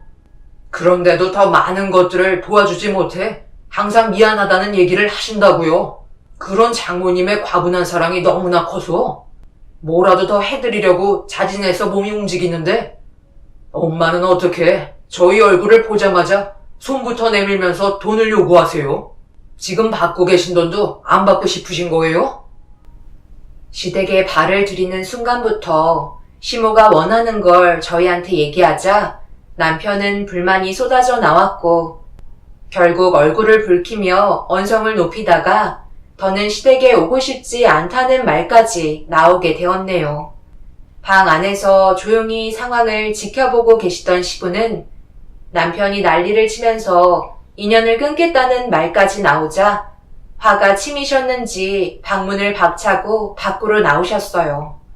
그리고 얼굴 안 봐도 되니까 2번 다시 찾아오지 말라며 남편의 어깨를 강하게 밀치더니 막말을 퍼부으셨습니다. 그리곤 고개를 돌려 저를 바라보시면서 며느리 하나 잘못 들어와서 부모 자식 간의 인연까지 끊게 만든 여우 같은 여자라고 평생 마음에 상처로 남을 말을 서슴없이 뱉으셨네요. 남편은 더는 듣고 싶지 않다며 저를 데리고 집으로 돌아온 뒤에 분을 삭히려고 밤 늦게까지 술을 마시면서 흥분을 가라앉혔습니다. 엄마는 어떻게 된 상황인지 여쭤보시길래 불과 몇 시간 전에 있었던 일들에 대해 설명을 해드렸어요. 엄마도 어떻게 부모가 자식에게 그럴 수 있냐며 한숨을 내쉬었고, 엄마는 사이를 위로해주고자 주방에서 안주거리들을 만들어 상위에 올려주었습니다. 그 순간 남편은 그동안에 서러웠던 감정이 북받쳤는지 한참 동안 눈물을 흘리고 말았네요. 그날 이후 한참 동안 시댁과의 연락을 끊고 지냈었는데 바쁘게 일하던 어느 날 형님이 저에게 전화가 왔어요. 웬만해서는 연락을 안 주시는 분이라 당황해서 일단 전화를 받았습니다. 동서, 잘 지내고 있었어? 아무리 시댁과 발을 끊었다 해도 나랑은 연락해야 되는 거 아니야? 그래야 집안이 어떻게 돌아가고 있는지 알 수 있잖아. 설마 평생 얼굴 안 보고 살 건 아니었지? 내가 연락한 건 이번에 시부모님께서 여행을 가고 싶어 하시는데 가족이 함께 있으면 하시더라고. 그래서 내가 동선에도 같이 움직이길 원하는 거냐고 슬쩍 여쭤보니까 아무 말 안 하시더라. 그럼 무슨 뜻이겠어. 같이 자리를 채워주길 바라시는 거잖아. 시간도 꽤 지났고 어느 정도 화가 가라앉으신 것 같아. 올 수 있지? 글쎄요. 제가 지금 당장 결정할 수 있는 문제는 아닌 것 같아요. 소연 아빠 의견도 확인을 해봐야 해서 바로 답변을 드리기에는 어려움이 있을 것 같네요. 퇴근하고 저녁에 알려드리도록 할게요. 제가 지금은 너무 바빠서 오래 통화를 할 수가 없어요. 신중하게 생각해. 더 오래 끌어봤자 좋은 거 하나 없어. 마음의 골만 깊어질 뿐이지. 내 생각에는 이런 건 동서가 중간에서 먼저 다리를 연결시켜줘야 한다고 생각해. 서방님이 시부모님과 인연을 끊겠다고 했을 때 동서는 대처를 잘했어야지.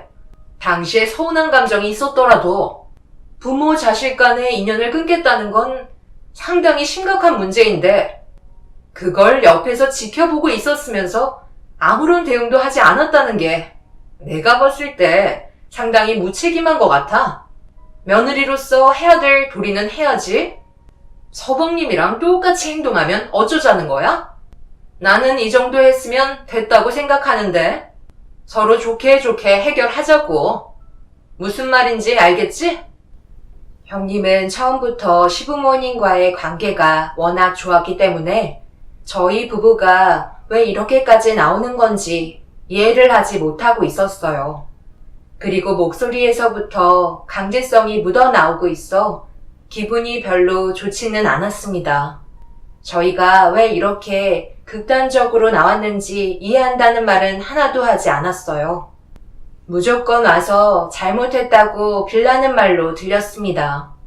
그날 형님의 전화 한 통에 일이 손에 잡히지 않았고 퇴근 후 남편에게 형님한테 전화가 왔었다며 모두가 가족여행을 떠나고 싶어 한다는 말을 전달해 주면서 어떤 생각을 가지고 있는지 물어봤어요.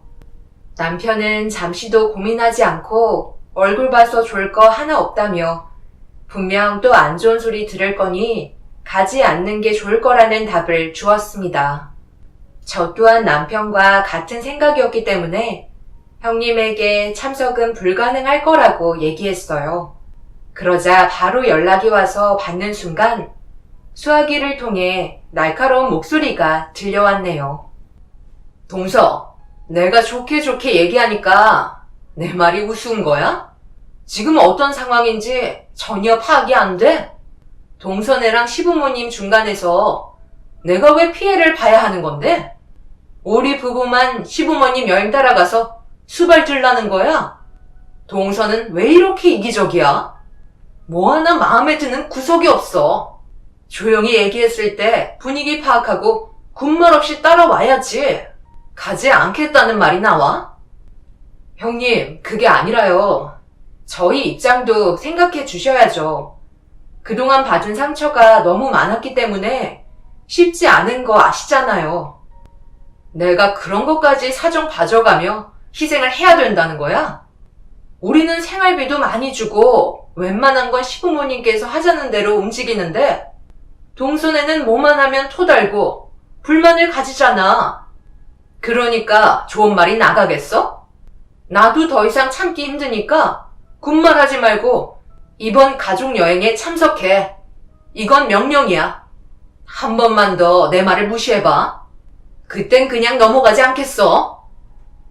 형수, 지금 뭐라고 했어요? 그냥 넘어가지 않겠다고요?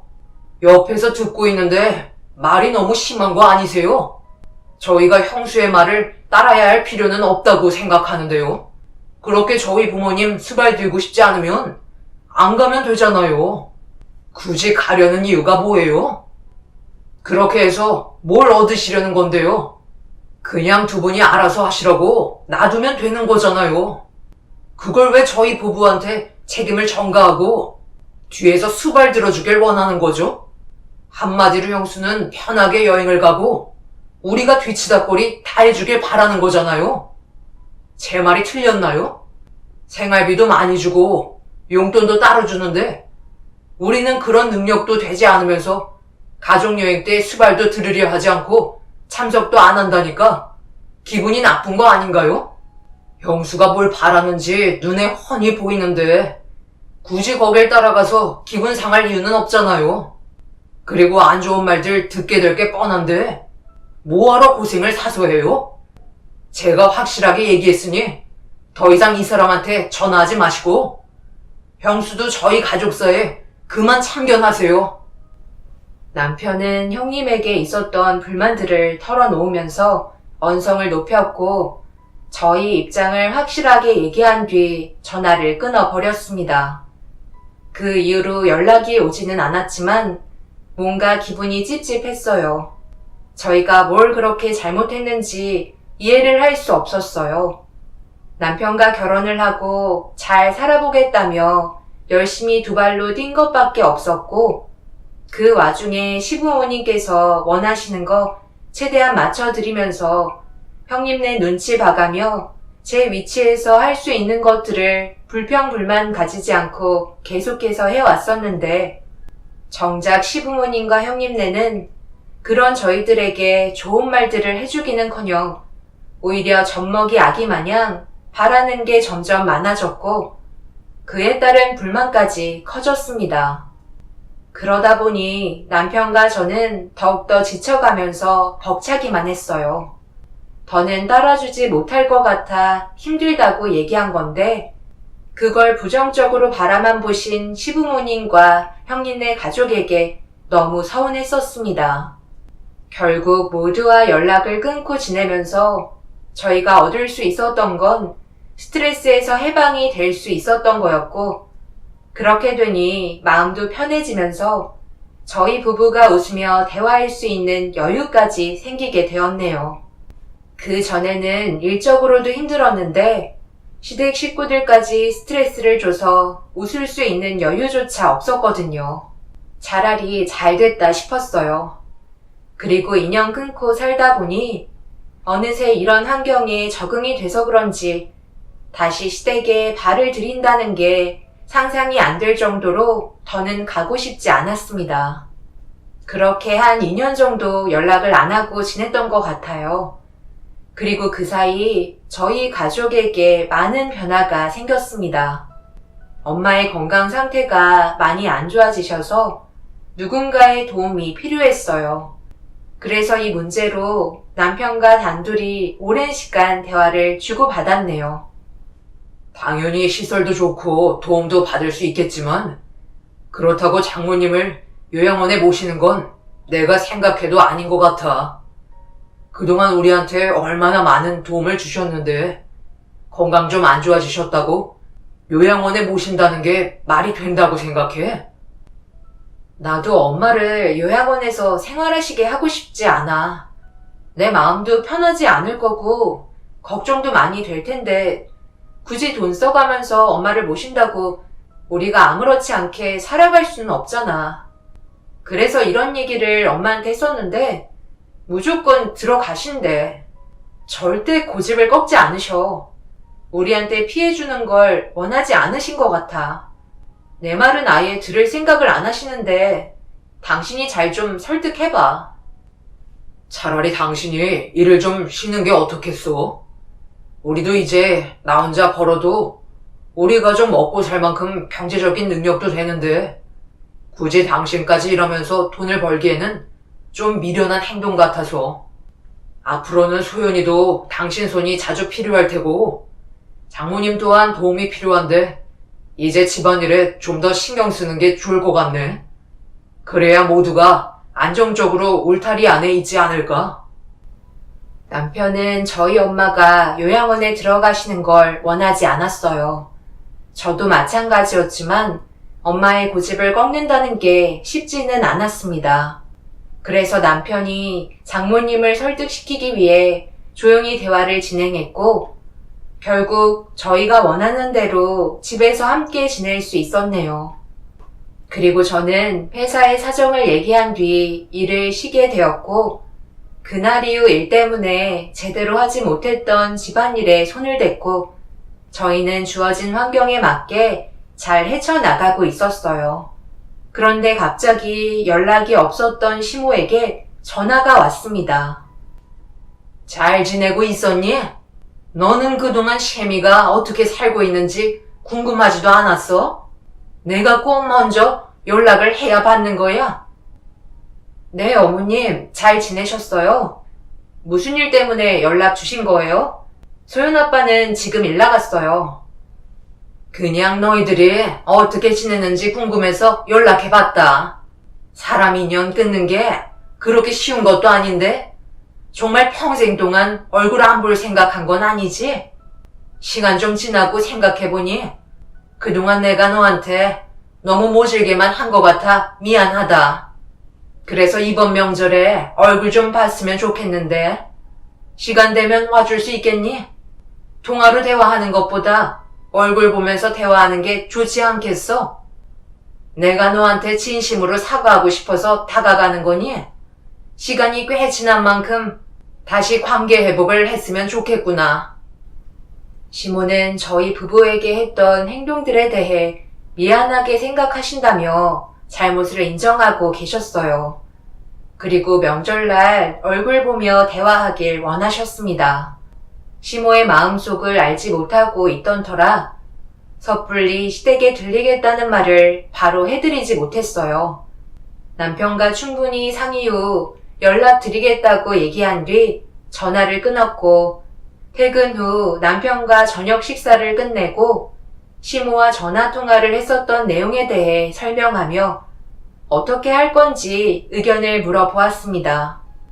남편은 시모가 갑자기 전화를 한 이후부터 수상하게 생각하고 있었어요. 워낙 자존심이 강하신 분이라 먼저 손을 내밀지 않으실 거라며 분명 이유가 있을 거라는 남편의 생각을 꺼내놓았고 저 또한 불안한 마음을 떨쳐낼 수가 없었네요. 그런데 남편이 갑자기 자리에서 일어나더니 서랍에서 무언가를 꺼내서 저에게 보여주었어요. 그리고 엄청난 사실 한 가지를 알게 됐고 남편은 부모님께 들어야 할 말이 있어서 일단 가봐야 할 것 같다고 혼자서 고민하고 있던 걸 털어놓았네요. 저도 남편이 말한 얘기를 듣고 입을 다물지 못할 정도로 놀란 상태라 그 말이 사실인지 확인은 해보고 싶었어요. 그래서 시모에게 다시 연락을 했습니다. 제가 전화하자마자 곧바로 받으셨고 저희 엄마가 건강이 좋지 않아 같이 움직여야 할 것 같다고 말씀드리자 크게 신경 쓰지 않는다는 듯 흔쾌히 허락해 주셨습니다. 평소대로라면 시모는 절대 안 된다는 말부터 나오셨을 텐데 그날은 제 부탁을 들어주셨고 저희는 그렇게 명절날 시댁에 발을 들이고 말았네요. 시모는 저희 가족이 도착을 하자마자 급하게 마당으로 나오셔서는 반갑게 맞이해 주셨고 엄마가 쉴 수 있는 방 하나를 내어 주셨습니다. 시모는 저희 엄마의 상태를 살펴보면서 어디가 안 좋냐고 물어보시는 말에 엄마의 건강이 안 좋다는 걸 설명해 드렸어요. 시모는 안 됐다면서 같이 마음 아파해 주셨습니다. 평소와 다른 시모의 모습이 적응이 되지 않아 약간의 거리를 두며 어색해져 있는 분위기를 조금씩 풀어나가고 있는데 형님네가 때마침 시댁에 도착을 하게 되었고 아무렇지도 않은 척 행동을 하셨어요. 최대한 부딪히지 않으려는 것 같았고 시모는 저희가 오기 전에 미리 음식까지 전부 다 준비를 해 놓으신 덕에 바로 상만 차리면 된다며 음식들을 내어주셨고 형님과 저는 접시에 음식을 담아 준비하고 있는데 잠시 화장실에 다녀오신다던 시모의 비명소리가 주방에까지 울려 퍼졌습니다. 저희는 무슨 일인지 몰라 급하게 시모의 소리가 들리는 쪽으로 달려가서 확인해 보니 엄마가 시부모님 방에 들어가 계셨어요. 아까는 아무렇지도 않았었는데 갑자기 사람이 이렇게 변할 수가 있는 거야? 이게 지금 뭐 하는 짓이에요?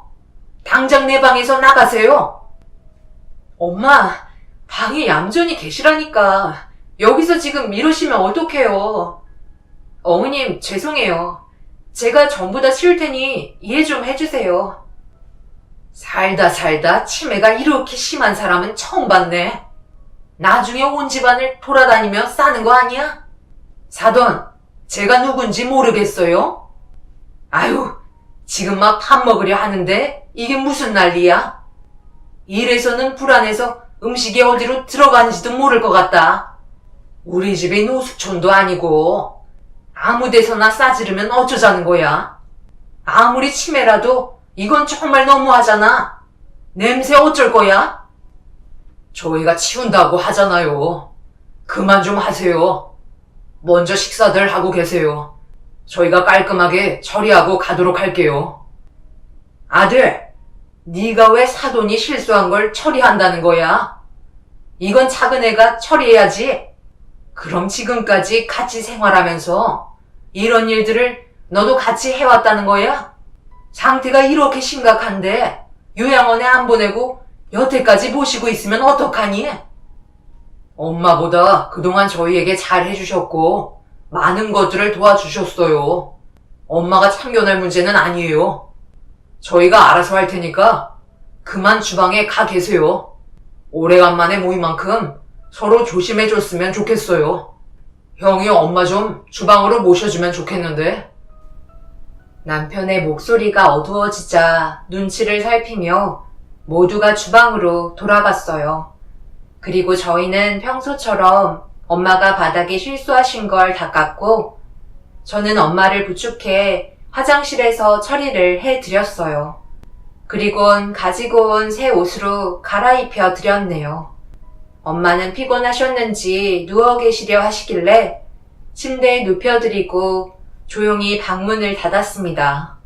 그렇게 모든 처리를 끝낸 뒤 주방에 들어가니 모두가 교자상에 둘러앉아 식사를 하고 계셨어요. 저희도 빈자리에 앉아 아무 말 없이 음식을 먹으려는데 그 사이 시모가 주방에서 나가셨고 형님이 말을 붙여 대화를 주고받고 있는데 저희를 보자고 한 이유를 설명해 주었습니다. 어머님이 갑자기 전화해서 많이 놀랐지? 그동안 연락 한 통 없으시다가 왜 전화를 하셨는지 궁금할 거 아니야. 여러 가지 복합적인 이유가 있지만 제일 중요한 게 아무래도 금전적으로 도움을 좀 받아야 하는 상황이 생겼거든. 네? 저한테는 그런 말씀 하신 적이 없으셨는데요. 그저 관계 회복을 하고 싶다 하셔서 인사드리러 온 것뿐이에요. 생각해봐. 몇 년 만에 전화를 했는데 다짜고짜 돈 좀 달라고 하면 어느 누가 내 지갑을 열어주겠어? 도움을 받고 싶어도 기분이 먼저 상해서 안 도와줄 거 아니야. 그래서 안 좋았던 일도 사과도 할 겸 도움도 겸사겸사 받을 겸 해서 얼굴 보자고 한 거지. 그래서 저희한테 원하시는 게 뭔데요?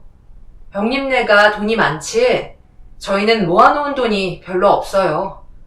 지금 상황도 별로 안 좋아서 저는 일까지 그만둔 상태인데요. 금전적으로는 큰 도움을 드리지 못할 것 같아요. 지금 사는 것도 많이 힘들거든요. 동선의 돈은 필요가 없어. 신용을 원하는 거지. 아버님이랑 우리가 따로 동업을 하기로 했거든? 그래서 이것저것 준비를 하다 보니 생각보다 자금이 많이 모자란 거야. 일단 일은 벌려놓은 상태고 대출도 다 받아서 더 이상 자금을 끌어모을 수가 없으니 하루빨리 해결을 해야 일이 진행이 되고 가게를 오픈할 거 아니야? 그런데 가족 좋다는 게 뭐야? 이렇게 어려운 상황에 도움을 받을 수 있는 게 가족이잖아? 우리 사업에 숟가락 얹게 해줄 테니까 대출 좀 받아줬으면 좋겠는데? 신용으로 끌어모을 수 있는 금액은 최대한 모아줬으면 좋겠어.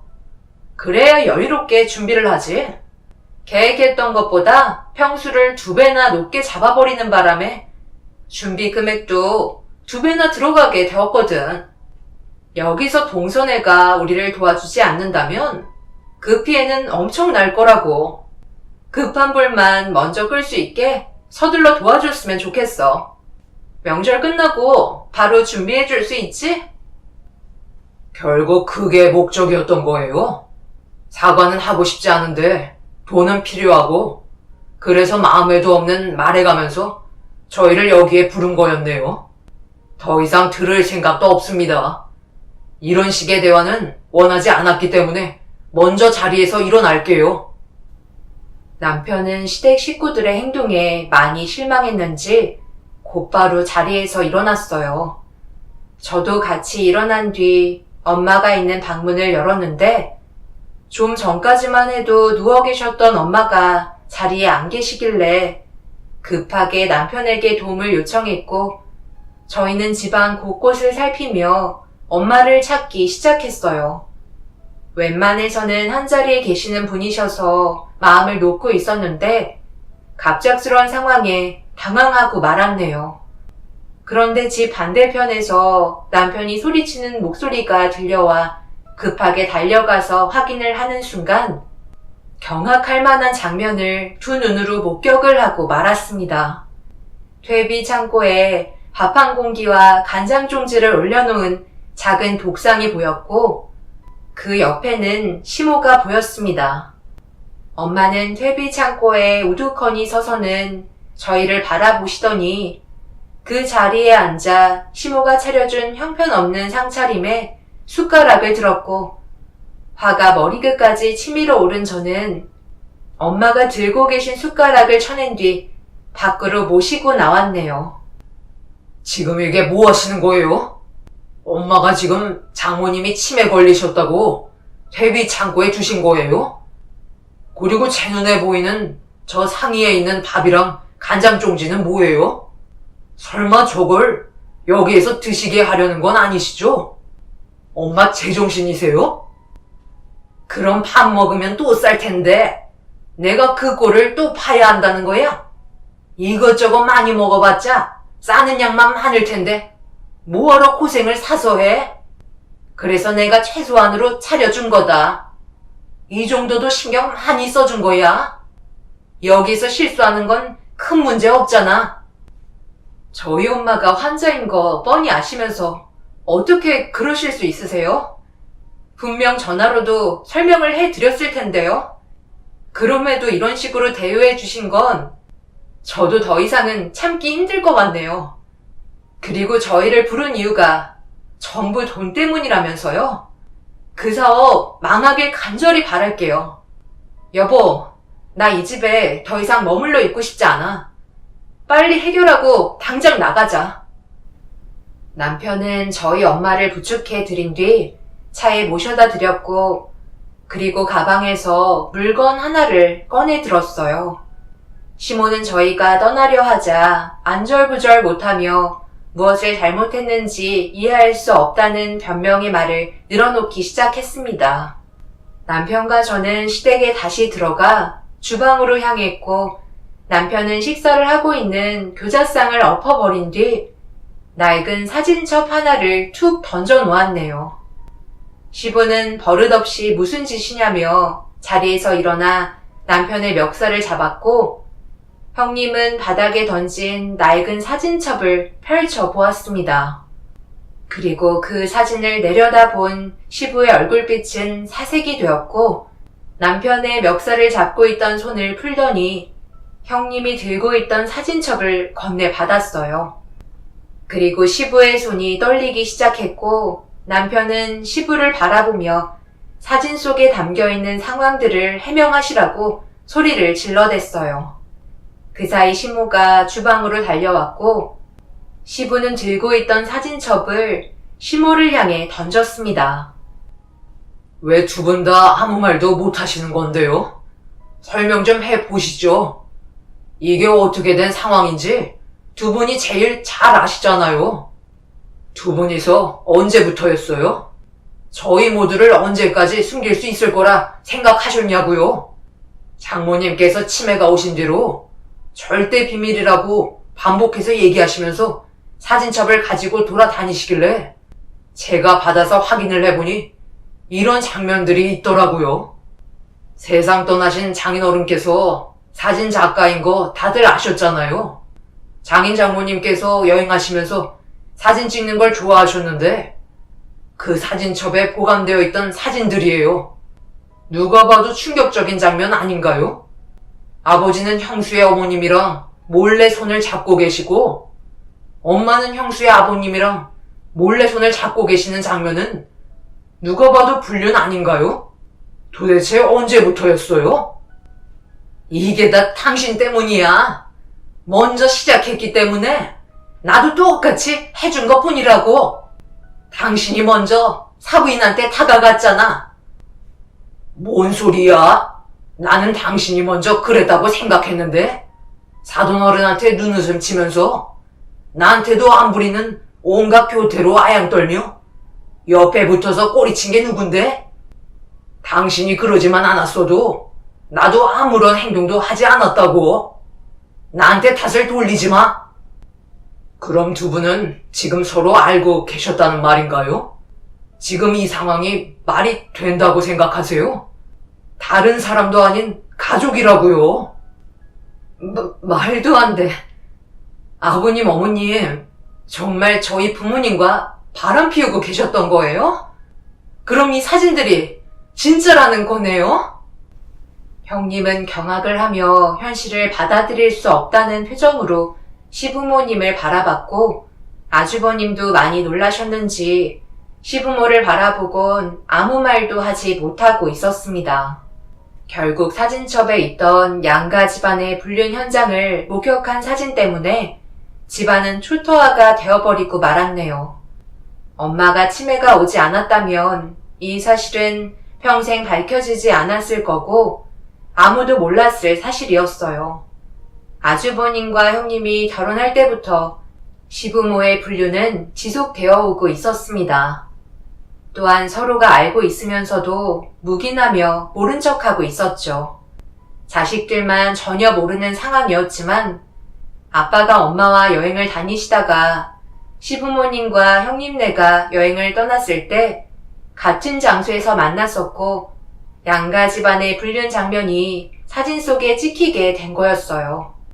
그리고 자식들의 불행이 오지 않기 위해 숨기고 있었던 게 엄마의 치매로 사진첩은 남편에게 넘어갔고 결국 돌이킬 수 없는 결과를 가져오게 되었네요. 결국 명절날 온 집안이 초토화되면서 형님네 집안과 시부모님의 집안은 난리가 나고 말았습니다. 아주버님과 형님은 현재 이혼 얘기까지 주고받은 상태이고 형님네와 시부모님께서 준비하고 계시던 동업 또한 파투가 나고 말았네요. 그리고 저희도 그날 이후로 완전히 인연을 끊게 되었습니다. 시부모님은 모든 걸 다 잃고 두 분이서도 이혼 절차까지 밟고 계시니 온 집안은 두 분의 잘못된 행동으로 무너지고 말았네요. 이러한 상황이 온 게 참 안타깝습니다. 겉으로 보기에는 전혀 몰랐었는데 이런 충격적인 진실을 숨기고 있었다는 게 너무 소름이 돋네요.